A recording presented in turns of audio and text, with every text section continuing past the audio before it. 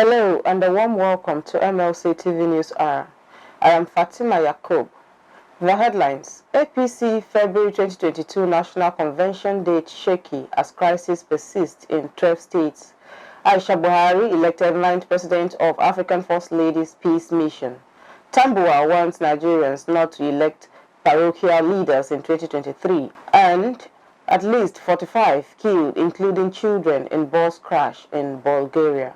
The news in detail. Nigeria President Muhammadu Buhari on Monday approved February 2022 for the All Progressives Congress National Convention.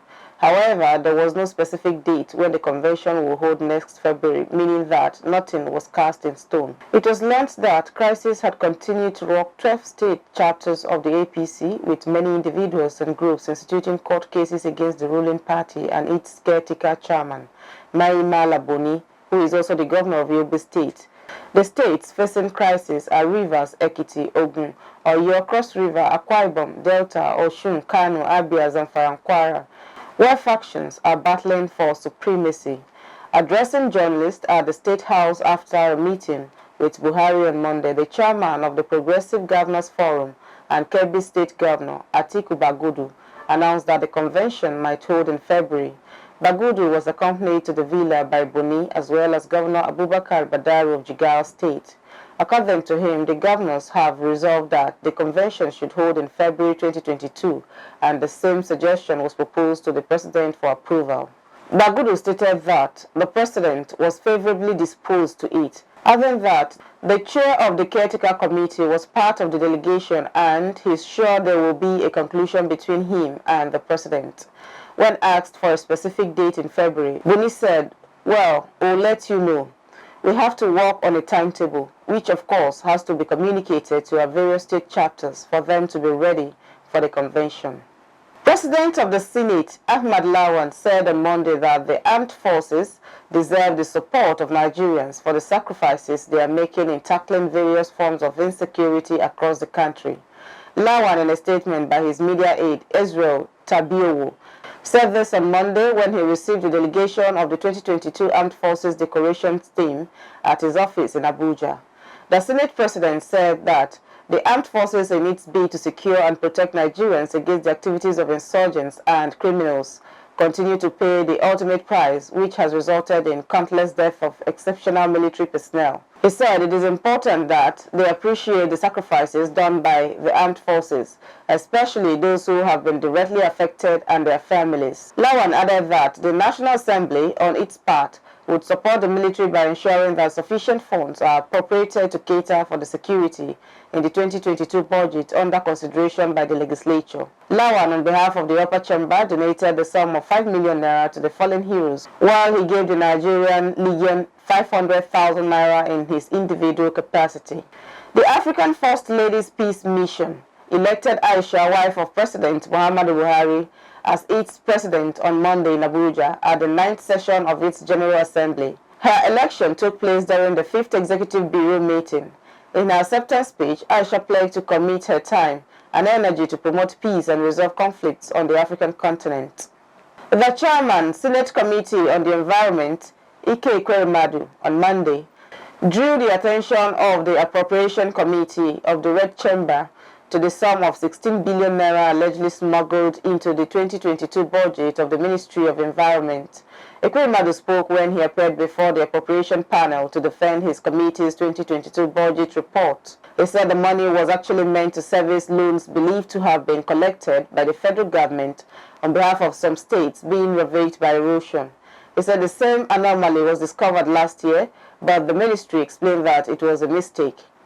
He pointed out that the loans were supposed to be paid by the states for a period of 10 years, starting from 2023. The senator said the loans will be deducted from the allocations to beneficiary states and not from the service-wide vote or the budget of agencies of the Environment Ministry. Eventually, they invited the ministry, which now said that by the time they got their envelope, which contains the money they sent to the ministries to distribute to agencies, there was no such amount. The chairman of the Appropriation Committee, Barrel Jibrin, commended the Ekwemadu's panel for its diligence and meticulousness to the assignment committed to it. The federal government has tasked engineers, particularly in the building sector, on standard practices and proactiveness in the course of discharging their duties. It made the call in the wake of the recent spate of building collapse in the country. The Minister of Power, BUHARI, made the call when the Deputy President-elect of the Nigerian Society of Engineers, Gidari Udil, paid him a visit in his office in Abuja.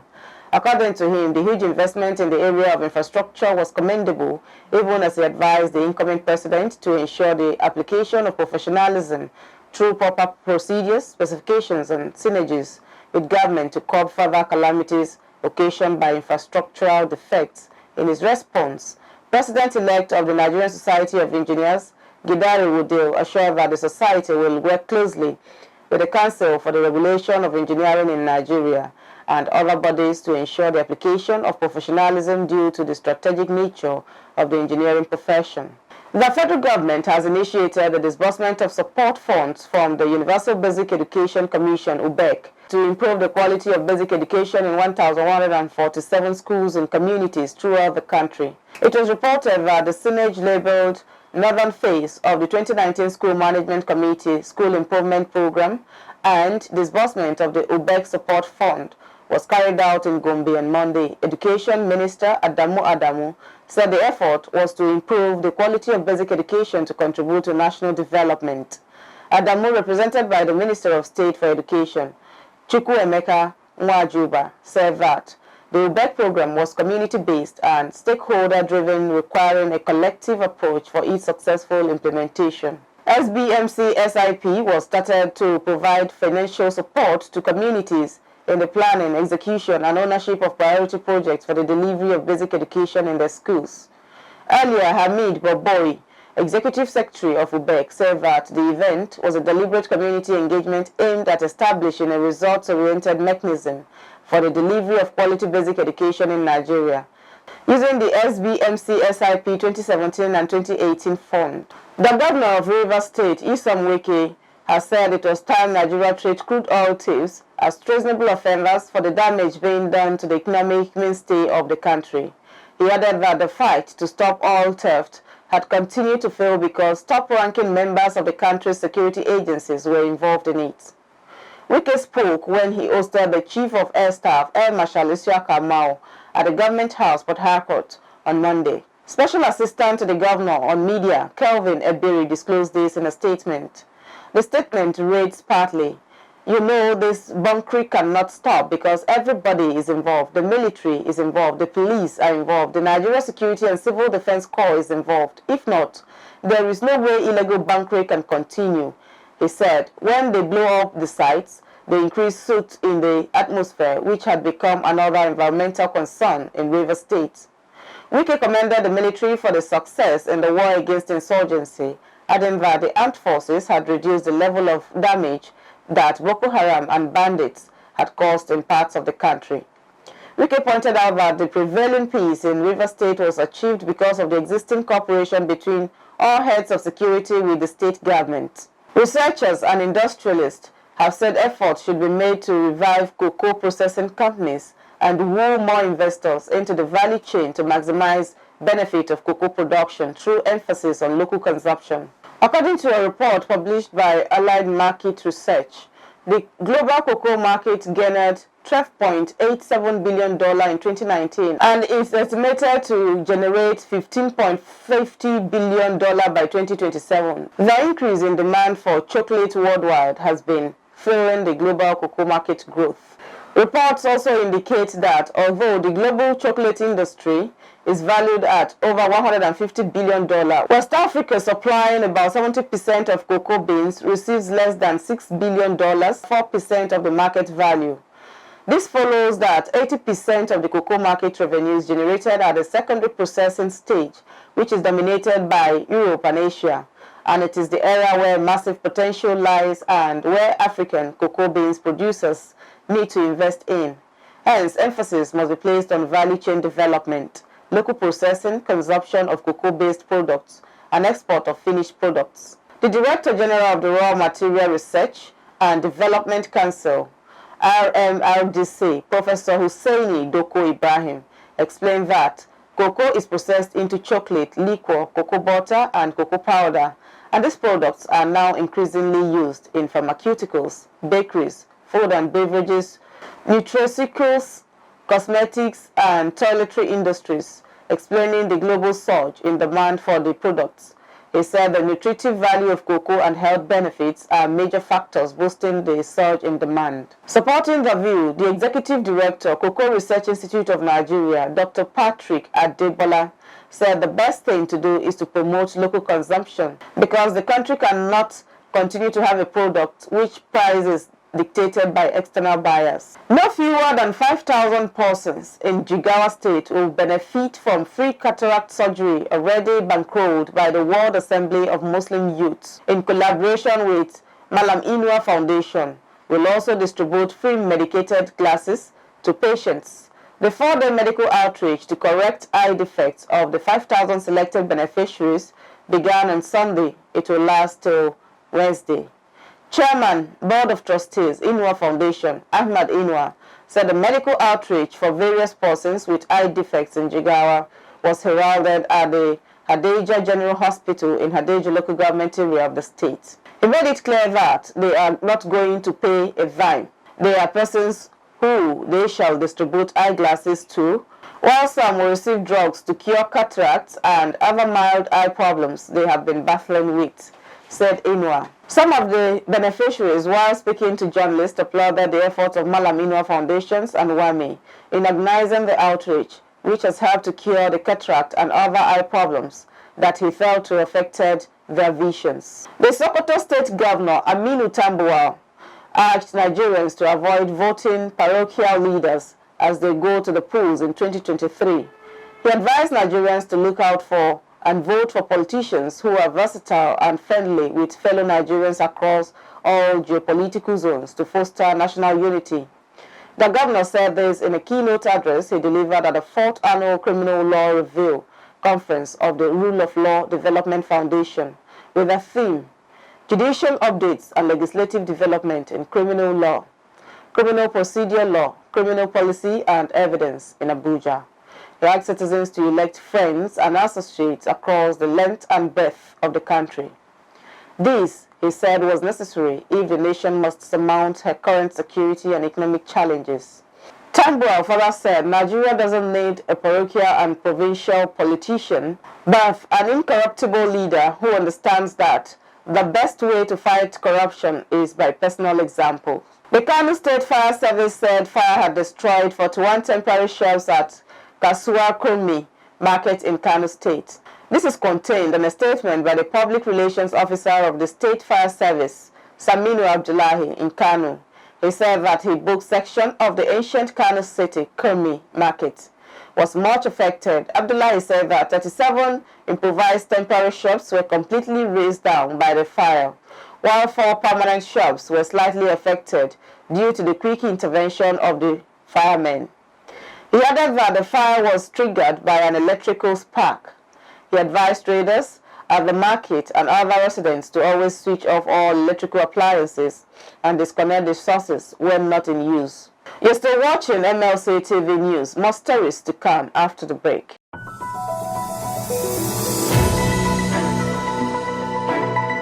Malachi TV Online is here. For your timely and reliable news that reaches you fast with the breaking news, choose MLC TV. Get human interest stories right here on MLC TV with entertainment, sports, business, culture, tourism, and fashion news stories all featured on MLC TV. Not forgetting political and current affairs news, state and federal government and people's matters will be discussed regularly on MLC TV. MLC TV, your one-stop online destination for unbiased, accurate news, entrepreneur ideas, and youth matters to the rest of the world. MLC TV, reaching everywhere, informing everyone. Welcome back. Operatives of the National Drug Law Enforcement Agency, NDLEA, have nabbed the Brazil-based drug dealer Okafor Okudili Moses Over 2.55 kilograms of cocaine recovered from a toilet at the arrival hall of the Murtala Mohammed International Airport, Ikeja, Lagos. The drug was discovered in the toilet of the airport on Friday, November 12th, after it was dumped there by a trafficker who was obviously scared of being caught by narcotic officers positioned at the airport. The following day, Saturday, November 13th, the actual owner of the consignment, Okafor, arrived at the airport from Brazil via an Ethiopian Airlines flight and was promptly arrested. While being interviewed in custody, he confirmed he is the owner of the seized illicit drug. He is now cooling his heels with the NDLEA. A statement by the NDLEA Director of Media and Advocacy, Femi Babafemi, said in other operations across the country, over 6 kilograms of assorted illicit drugs were recovered in 5 states of Adamawa, Ondo, Ekiti, Edo, and Ebonyi, with more than 2 hectares of cannabis farm destroyed. Suspected ritualists have killed an 11-year-old Almajiri boy in Bauchi after smashing his skull and removing his brain.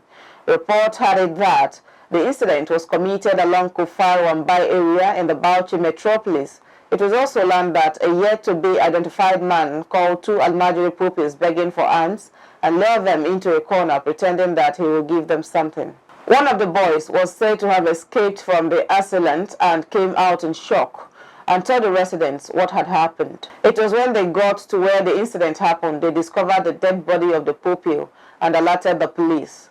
The Bauchi State Police Command, through its public relations officer Ahmed Wakil, confirmed the incident to journalists in a telephone interview.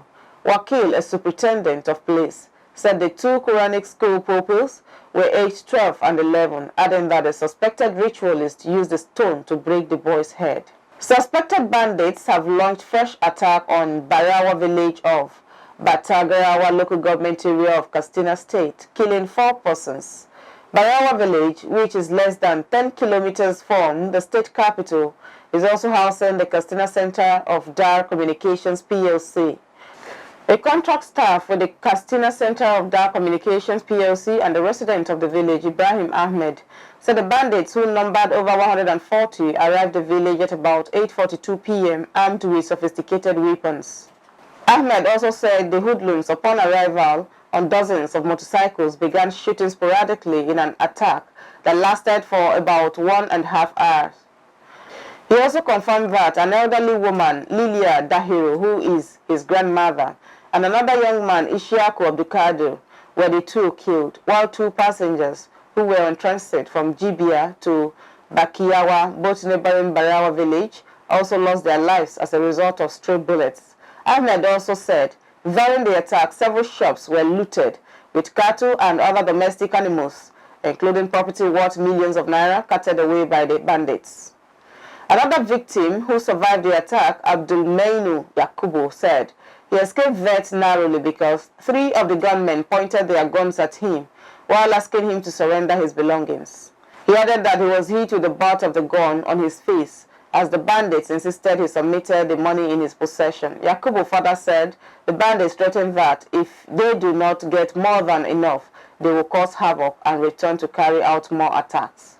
The villagers called on security agencies and other government to redouble effort as the issue of banditry is getting close to the state capital. Determined to rid Adamawa state of cult activities, especially in institutions of higher learning, the State Police Command has arrested no fewer than 15 suspected cult members during an initiation ritual at the Adamawa State University, Mobi. The command said that during the raid on the suspected cult members' initiation ground in the bush, the operatives recovered axes, charms, among other items from the suspect.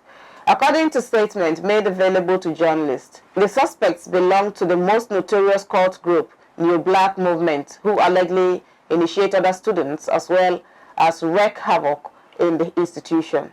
Meanwhile, the university authority, in a circular released by the school academic secretary, A.J. Tafida, made available to newsmen by the information officer, Belmont Benson, said that the decision to suspend activities became necessary following the 8th extraordinary meeting by the Senate of the institution, where it directed for the suspension of the activities, stating that the Senate, during a meeting held on the 18th of November 2021, Consider the report on hostel allocation, racketeering on the portal, and resolve that registration for the 2021-2022 academic session and other activities be suspended, and advised all students to vacate the university premises. And now, in our foreign news, India's anti-terrorism agency Monday night arrested Khurram Parvez, a permanent human rights activist in Indian-administered Kashmir, after hours-long raid at his residence and office in Srinagar. According to people familiar with the matter, the agency confirmed the arrest Tuesday, but declined to provide details about the case. Parvez, 44, is the program coordinator for the Jammu Kashmir Coalition of Civil Society, a right group that for decades has monitored and investigated human rights violations in Kashmir, a Muslim-majority enclave claimed by India and Pakistan. In October last year, the agency conducted raids against people in Kashmir, including activities such as Parvez and a journalist. The agency said it was investigating the groups and individuals that were raising funds and using them to carry out secessionist and separatist activities in Kashmir. For decades, the Indian government has battled militants seeking independence from India or merger with Pakistan. The arrest of Parvez came following a tense week in Kashmir. The region was convulsed by furious demonstrations after the death of two businessmen during a raid by security forces at a shopping complex on November 15th. Indian security forces last month launched a weeks-long campaign into a heavily forested region near the Pakistan border to search for militants responsible for killing 9 Indian soldiers. Officials said at least 45 people, including 12 children, have died after a bus crashed and caught fire in western Bulgaria. The incident happened on a motorway at about 0.200 local time near the village of Bonsnek, southwest of the capital Sofia. The bus was registered in North Macedonia and was carrying tourists returning from Turkey. 7 people escaped from the bus and were taken to hospital with burns. A Bulgarian Interior Ministry official said it was unclear if the bus had caught fire and then crashed or burst into flames after crashing. Officials said the vehicle appeared to have hit a highway barrier, and pictures showed a section of the road where the barrier had been shot off. Macedonian Foreign Minister Bugar Osmani told reporters the coach party had been returning to the capital Skopje from a weekend holiday trip to the Turkish city of Istanbul. Macedonian Prime Minister Zoran Zaev spoke to one of the survivors, who told him that passengers were sleeping when the sound of an explosion woke them. Bulgaria's interim Prime Minister Stefan Yanev described the incident as a huge tragedy after arriving at the scene. Bulgarian Interior Minister Boyko Rashkov said the victims had been completely burnt. Investigative Service Chief Borislav Sarafov said human error by the driver or technical malfunction are the 2 initial versions for the accident. Over to Jonah Malik for updates on sport.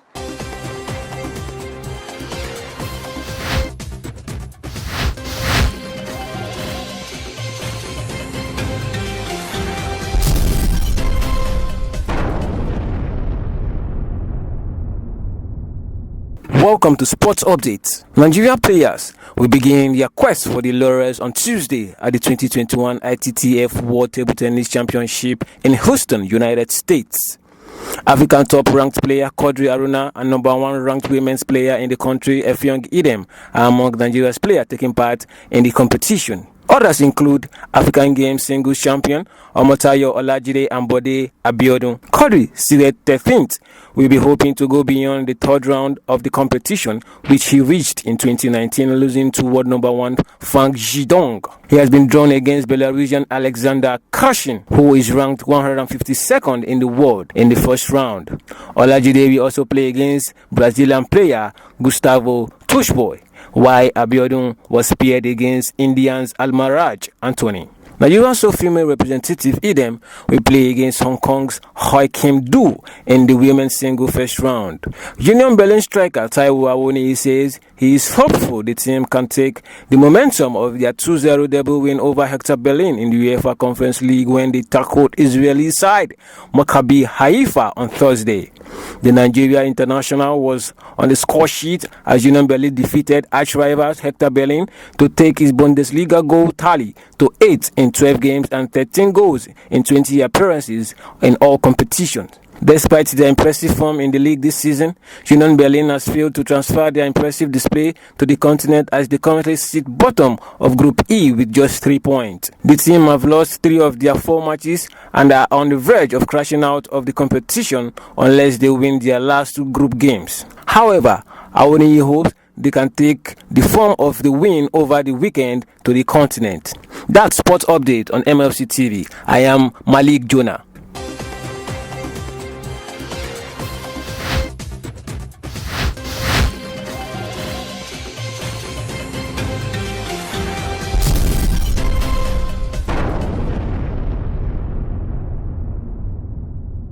Thanks, Jonah, for the updates. Now we go over to Matthias Ayodeji Peter for entertainment news.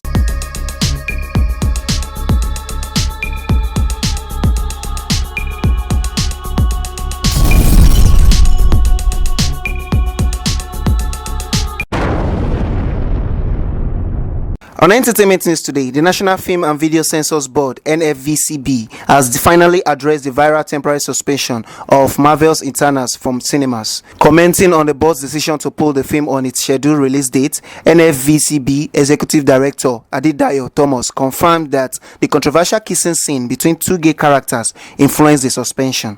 Thomas made the revelation at the Blue Pictures Entertainment Next Gen Mini Conference. He said, "I am a liberal person, but I am standing here before you as the executive director of the NFVCB, and everything about the law has to be affected. Fine, I stopped it before it released because there is a gay kiss, man-to-man kiss, and that is against the country's ethics. It offends our cultural and moral values. Disney said they were not going to do anything about it, and I refused to budge. And when I did, other countries too did. And what did they do? It has to be edited out." Thomas' comment comes weeks after speculations made headlines that Eternals was suspended due to the controversial scene.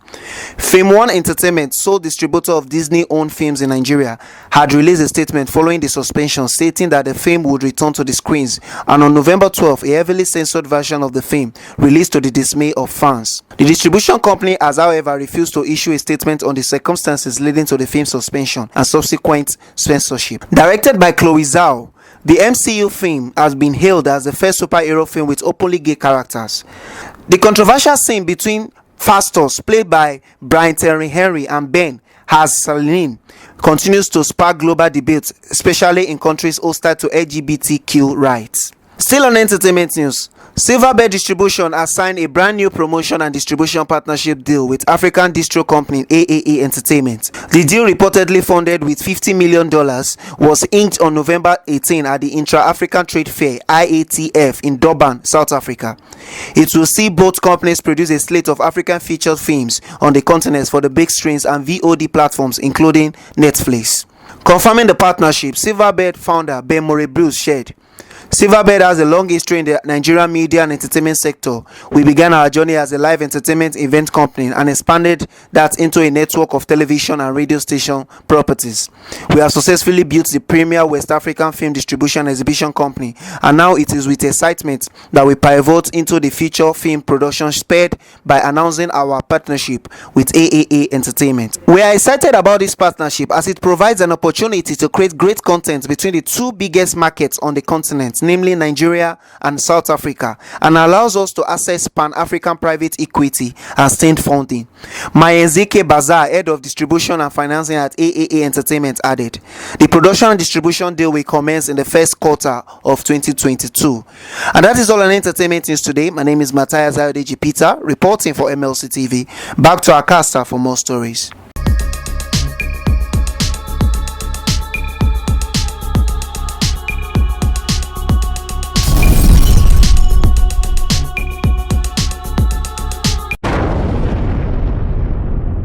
Thank you, Matthias, for the update.